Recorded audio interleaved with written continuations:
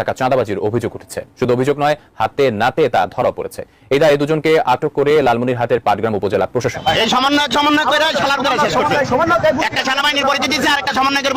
এইমাত্র পাওয়া breaking news. চাঁদা তুলতে গিয়ে বিএনপি নেতারা আটক হয়েছেন এবং সাথে সাথে এবার সমন্বয়করা কিভাবে সেই ঘটনায় জড়িয়ে গেলেন জানিয়ে দিবে বিষয়ে বিস্তারিত। সাথে সাথে আরো থাকছে দেশের চাঁদাবাজি নিয়ে চাঞ্চল্যকর কিছু তথ্য। বিস্তারিত দেখে আসবো। তার আগে ছোট করে একটি অনুরোধ, আপনারা যদি এ ধরনের আপডেট নিউজগুলো সবার আগে পেতে চান অবশ্যই চ্যানেলটি সাবস্ক্রাইব করে রাখবেন।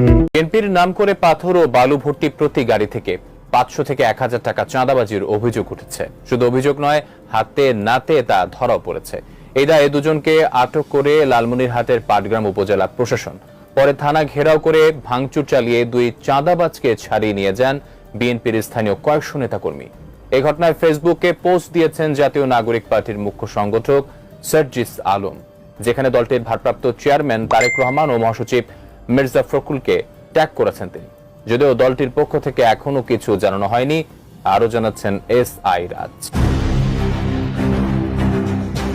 লালমনিরহাটের পাটগ্রামে মোবাইল কোর্ট পরিচালনার মাধ্যমে চাঁদাবাজির অভিযোগে বিএনপির দুই কর্মীকে আটক করে 1 মাসের সাজা দেয় ইউএনও মোহাম্মদ জিল্লুর রহমান। 2 জুলাই উপজেলার সারুর বাজার এলাকা থেকে 1 লাখেরও অধিক টাকার মানি রিসিট সহ তাদেরকে আটক করে থানায় পাঠানো হয়। এতে ক্ষোভে ফেটে পড়ে স্থানীয় নেতাকর্মী ও সমর্থকেরা। পাটগ্রামে 9টা পাথর কুয়ারি ইজারা দেওয়া হয়েছে। ওখানে শর্তে লেখা আছে কুয়ারি থেকে পাথর উত্তোলন করতে হবে এবং অপসারণ করবে যারা ইজারাদার।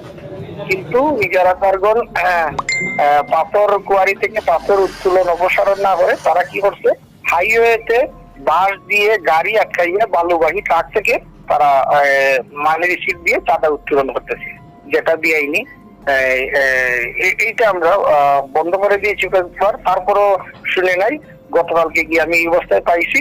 2 জনকে আটক করে তারপর আমি মোবাইল কোর্টের মাধ্যমে 1 মাসের শাস্তি দিয়েছি, জেল দিয়েছি।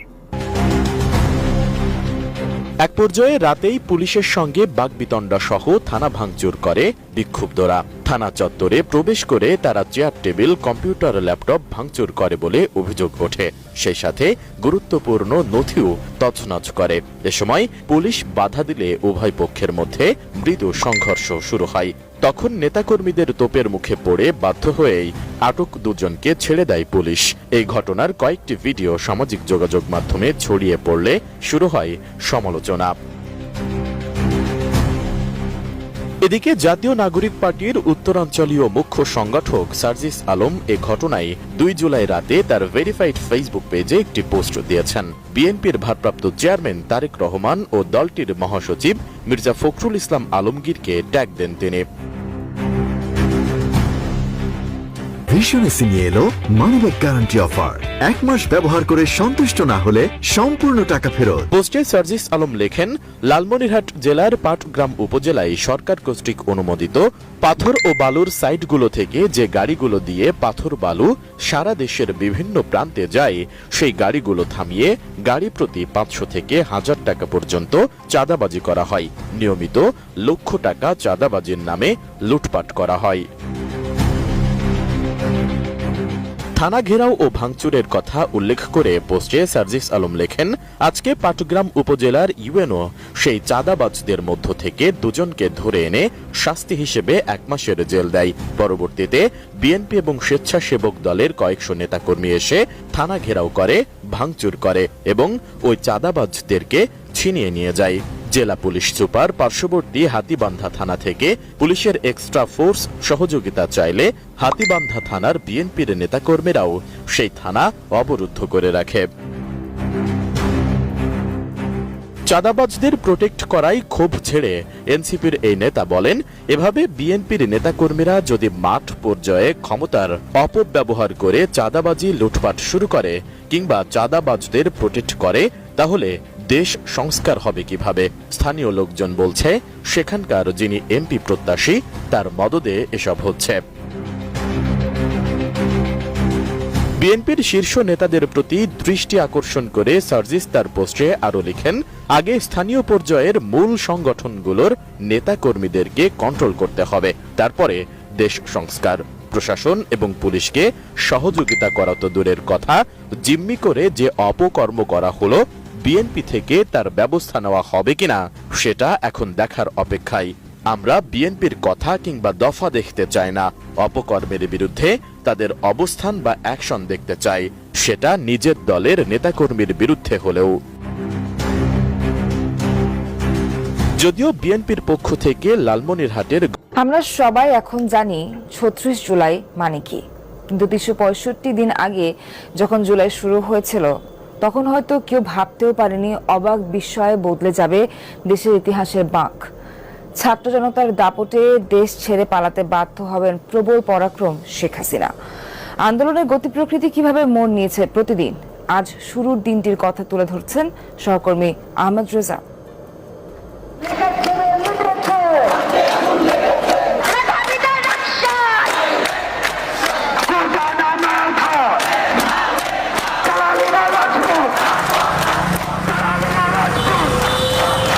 সরকারি চাকরিতে কোটা প্রথা বাতিলের দাবিতে অরাজনৈতিক ব্যানারে শুরু হয় শিক্ষার্থীদের কর্মসূচি, যা ধীরে ধীরে পরিণত হয় শেখ হাসিনার পদত্যাগের এক দফা দাবিতে।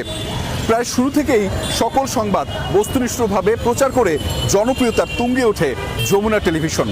দর্শক, আজ জানাতে চাই প্রথম দিনের সেই জুলাইয়ের সারসংক্ষেপ। কোটা সংস্কারের দাবিতে আন্দোলন শুরু হয়েছিল ২০১৮ সালে। ৭২ সাল থেকে চলে আসা বৈষম্যমূলক পদ্ধতি সংস্কার চেয়ে ধারাবাহিকভাবে বিক্ষোভ ও মানববন্ধন করা হয় চাকরি প্রত্যাশী ও সাধারণ ছাত্র অধিকার সংরক্ষণ পরিষদের ব্যানারে। লাগাতার আন্দোলনে ক্ষুব্ধ ও বাধ্য হয়ে প্রথম ও দ্বিতীয় শ্রেণীর চাকরিতে ৪৬ বছরের কোটা ব্যবস্থা বাতিল করে দেন শেখ হাসিনা। কোটা বাতিলের কয়েক বছর যেতে না যেতেই দুষ্টু বুদ্ধি মাথায় আসে তখনকার সরকারের। ২৪ সালের ৫ জুন আবার বহাল করানো হয় আদালতের মাধ্যমে। এতে আবারও শুরু হয় তীব্র আন্দোলন। ৩০ জুন পর্যন্ত সরকারকে আলটিমেটাম দেন শিক্ষার্থীরা। চলতে থাকে আন্দোলনের প্রস্তুতি। আমরা সহযোদ্ধারা মিলে প্ল্যান করলাম যে ৫ই জুনেই আমাদেরকে একটা প্রতিক্রিয়া ব্যক্ত করতে হবে। সবাই মিলে একটা প্রতিবাদ মিছিলের আয়োজন করা হলো। জুনের সময়টাতেই আসলে কয়েকদিন আন্দোলন হলো, কোরবানির ঈদের বন্ধ ক্যাম্পাসে হয়ে গেছে। ঠিক সেই সময়টাতে আমরা সিদ্ধান্ত নিলাম গোটা দেশের বিশ্ববিদ্যালয় পড়ুয়া, কলেজ পড়ুয়া শিক্ষার্থী যারা আছেন তাদেরকে আমরা এই আন্দোলনের সাথে যুক্ত করার একটা প্রক্রিয়া আমরা শুরু করব। সরকার কোটা বাতিলের পরিপত্র জারি করে।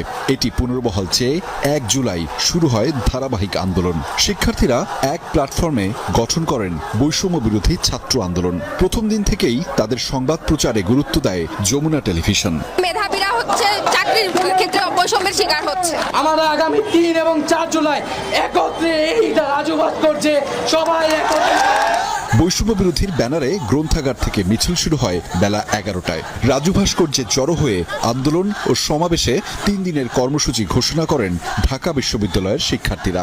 আহ্বান জানান ৪ জুলাইয়ের মধ্যে চূড়ান্ত সুরাহার। ২৮ এবং ২৯ জুন আমরা প্ল্যানিং করে একটা নাম ঠিক করি যে আমাদের ব্যানারের নাম হবে বৈষম্য বিরোধী ছাত্র আন্দোলন। ১ জুলাই থেকে একটা বিক্ষোভ মিছিলের মধ্য দিয়ে ঢাকা বিশ্ববিদ্যালয় কেন্দ্রীয় গ্রন্থাগার থেকে শুরু করি। সেখান থেকে আমরা বিক্ষোভ মিছিল নিয়ে রাজু ভাস্কর্য পর্যন্ত যাই। সেখানে আমরা দাঁড়িয়ে আমরা ২-৩ দিনের একটা কর্মসূচি দিই।